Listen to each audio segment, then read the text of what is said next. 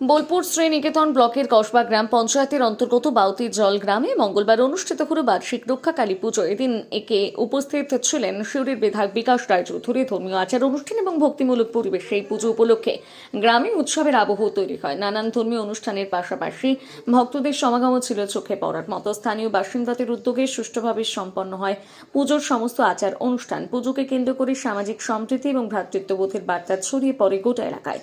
পুজোর সফল আয়োজনের জন্য উদ্যোক্তারা এলাকাবাসীর সহযোগিতার প্রশংসা করেন এবং ভবিষ্যতেই ঐতিহ্য বজায় রাখার অঙ্গীকার ব্যক্ত করেন।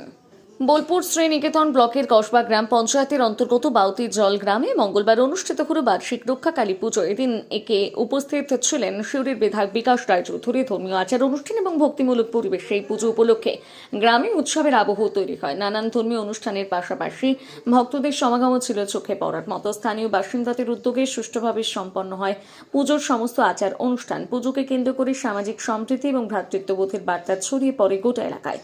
পুজোর সফল আয়োজনের জন্য উদ্যোক্তারা এলাকাবাসীর সহযোগিতার প্রশংসা করেন এবং ভবিষ্যতেই ঐতিহ্য বজায় রাখার অঙ্গীকার ব্যক্ত করেন।